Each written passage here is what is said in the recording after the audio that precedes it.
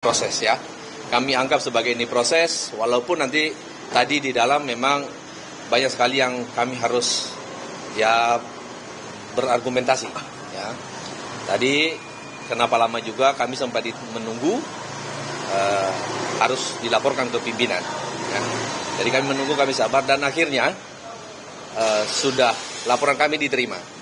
Pertama, kami mengucapkan terima kasih kepada Polri yang telah menerima laporan kami. Lalu laporannya adalah sesuai dengan apa yang kami sampaikan tadi, bahwa dugaan pasal 310 dan 311 ya, dengan 310 dan 311 atas nama fitnah yang disampaikan oleh terlapor. Jadi terlapor di sini ya, Budi Ari Setiadi, mantan Menkominfo. Ya. Di sini juga kami memohon atau meminta ya kepada Jaksa Agung, karena ini adalah bermula dari dakwaan dari Jaksa Penuntut Umum.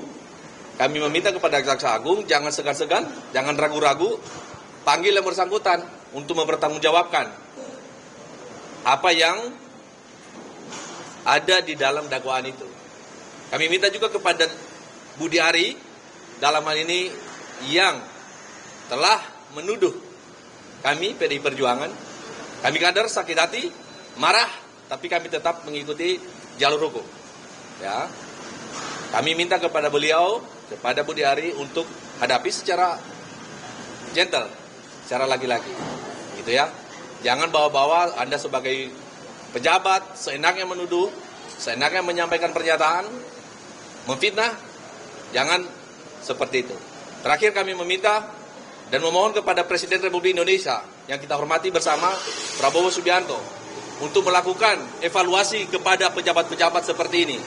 Ya, yang asal bunyi, asal mangap, asal menyampaikan pernyataan. Ya, kami memohon seperti itu. Mudah-mudahan teman-teman semua menyampaikan ini sampai kepada beliau, konfirmasi kepada beliau apa yang sekarang kami membuat laporan terhadap dugaan fitnah dan pencemaran. Demikian.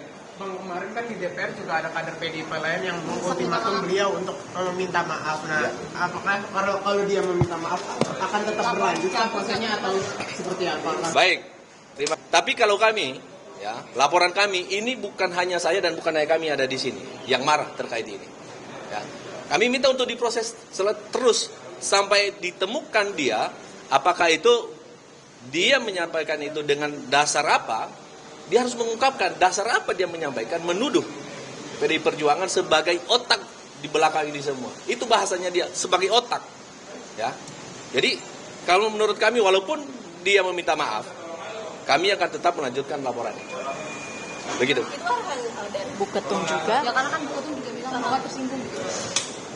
Terkait tindakan atau sikap kami atau langkah kami datang kemari, ini adalah bentuk kemarahan kami sebagai kader.